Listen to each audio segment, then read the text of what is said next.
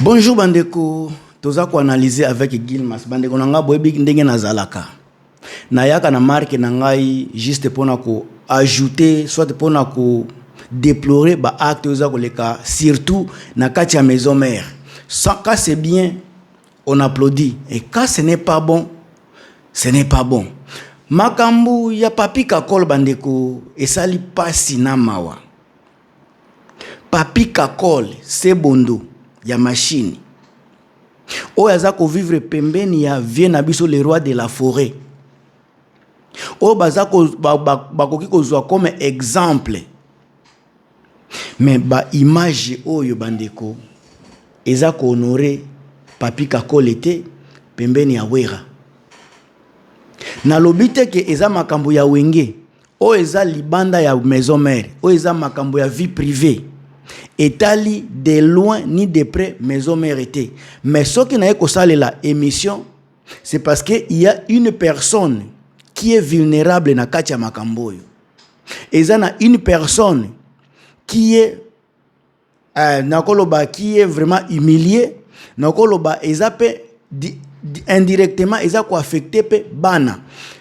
Émission bosi boyoki yango place nyoso bosi botali tali baba extrait mais na tia kaka parce que awa pe tozaka na place moko ya kolobela ba makambu boyoki loko ata eza 30 secondes mais ko sala loko te to solo la totala yango et puis to ko analyser yango na eloko la mibale pele eloko beba eza sota ku ata mukete eloko ne beba eza ta kitoko ata mukete dikola la mibale.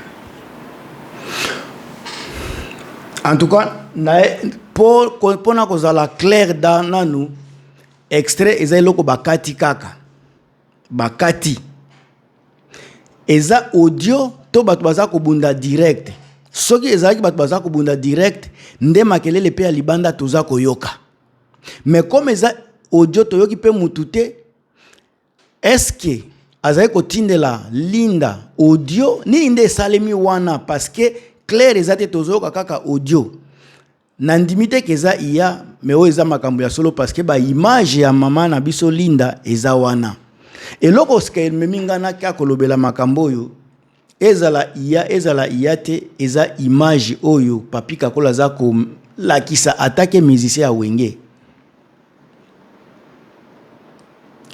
maloba toyoki alobi balala soki makambo nini mibale belé. C'est normal moi si alala akolala kaka na mibali za mutu musute mibali eloko ya grave o eza wana ezande papi kakole tango aza kolinga linda wana andimi kobota ne bana atie na ndako komi mwasi na ye si je ne m'abuse pe on dirait abala ye vraiment kobala. Est-ce que papi kakole yeba kite que linda aza vierge te? Est-ce que papi kakole anamutu na ye abala ki vierge to ayeba ke non linda pe aleka déjà na batu misusu avawana. Alors oyaza koloba ba déclaration wana eza propreté pona mobali. Mutu na mutu azalaka na passé na ye. A plus forte raison moi si yanda kuna yo oyebi ye na orchestre ndenge bozalaki azalaki danseuse avant ozala na ye. C'est sûr que au moins tam soupe batu bazale ko bimana ye. Je ne dis pas que ba danseuse baza melas non. Tam sozala ki pe azana passé na ye. Tangu na ndeko na biso papi kakola za ko bala linda nandimite ke abala ki vierge. Soki lelo komi ko déclarer biloko aboye pendant que tangu aza ko bala ye tangu baza ko kutana azala ki vierge te ndeko na ngai papi kakola za ko kota erreur. À moins que linda sika asala kande ba infidélité na kati ya libala oyo papi kakola zo limbisa kanda ezotinda tango babu tango babeta na ba makofi ona za ko soutenir te soki linda akomi ko sala infidélité na kati ya foyer wana nde mabena zo condamner sika infidélité na condamner violeté bolandanga bien. Par contre, c'est que soki papi kakola za motema mukuse akoki ko supporter ba passé ya linda te soit ba infidélité oyo linda sali na foyer te c'est mieux que à se séparer que vivre na vie oyo za ko kanisa chaque jour ba passer ba mabe ya mwasi oyo za ko permettre te ozala na akimia ozala na sécurité obanda ko beta betaka epona ba insécurité. Je pense pour ngai bonne solution et puis bon remède pour la situation oyo soki linda azako sala ba infidélité oyo nakoloba papika kole azoko kasuko contenir ete olia ko beta ka mwasi boye oyo koki ko mema etina liwa okoma ozwa pe crime moko ya mabe, c'est mieux ko divorcer mwasi oyo azako sala mabe. Alors soki asali pe infidélité te mais ozana bakanda kaka ke non obali mwasi oyo abimana mibali ebele eloko neza goûter, est-ce que vraiment linda muto azako bloquer yo kotika ye kokende pa mwasi oyo balala yete ndengo za koloba?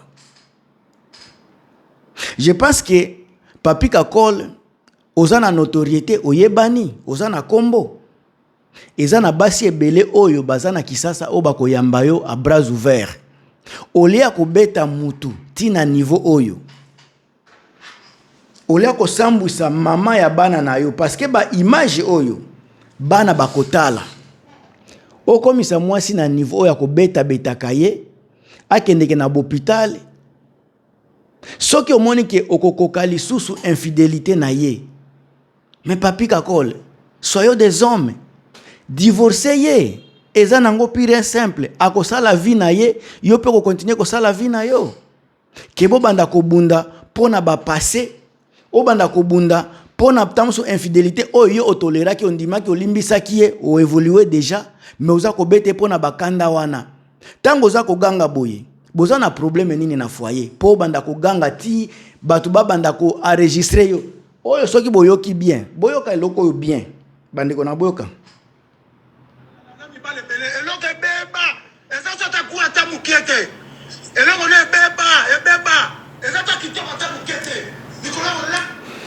soki boyoki déjà bato basalaka analyse soki boyoki ndenge azako ganga ezateke donc azako ganga est-ce que azalaki ko enregistrer komi enregistrer ye moko ou bien mutu azalaki pembeni na eza ko enregistrer sika ndenge azali ko ganga azalaki libanda to azalaki na kati nyonso wana eza ba analyse parce que na nini na background na ye makelele ezate tango bato bazako bunda azako ganga boye ifalaki ezala makelele bato bazoloba moto kitisa motema atika te bilo ba makelele boye ezanga kate mais makelele ezate ezakaka audio ezoko bima eloko wana ezolekela nga azalaki ko komi enregistrer atindeli batu ou bien linda za ko enregistrer mais mutu ata moko te azalaki wana zaka kolela. Pourquoi makelele na nini na arrière plan babenga kawari arrière plan?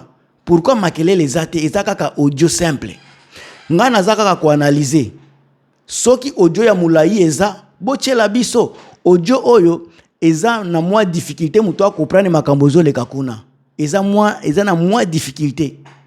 Nazo condamné papika kol linda aza mwasi aza na bana mais toza na posa toyoka pe version mulai ya audio wana parce que audio nyonso ezalaka na ba background. Pourquoi o ezangi background yango nde nazako place nazo chila nini lelo sika bato ebele encore wera aza menacé sur tous les plans bato nyonso bazako sachane na wera sika eloko oyo pe nazako banga ça risque de contaminer pe maison mère pendant que wera ye aza exemplaire.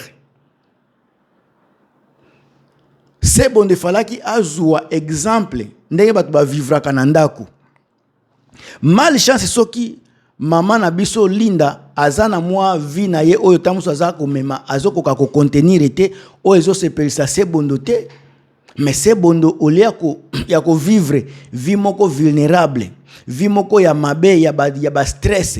Pourquoi ne pas bino nyoso bozwa ko sasise moko bino tu bozala na esprit ko sepela kende nzela na yo tika pe mama sala nzela na ye soki eza makambo ya fidélité soki eza makambo ya ba passé papika kole kende ko luka nani ba psychologue au travers na makambo wana parce que tango okotaki na foyer, okotaki na vie ya linda, oyebaki passé na ye, oyebaki ba capacité na ye, kotia ye na ndako kokomisa ye mama ya bana, ezalaki pe capacité musu dimension mususu ozwaki pona kozwa responsabilité wana.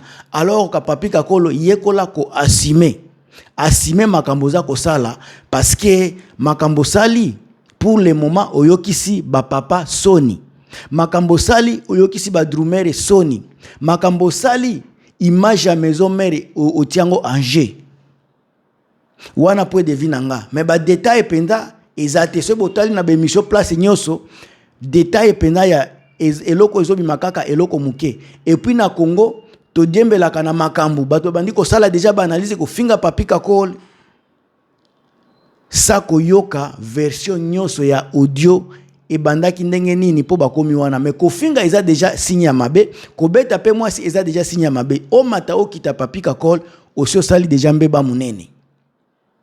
Tozela audio ya mulai, soki bozana audio ongana unazuite bandeko nanga botindelanga boyebi ba numéro na ngai, botindelanga toyoka ba audio to yeba ko analyser makambo. Gilmas Mutunabino toujours na kati ya ba analyse kitoko. Bo partager, bo tianga ba commentaire, bo s'abonner, sona bo s'abonate awa tozo solola makambo kitoko. Gilmas Mutunabino.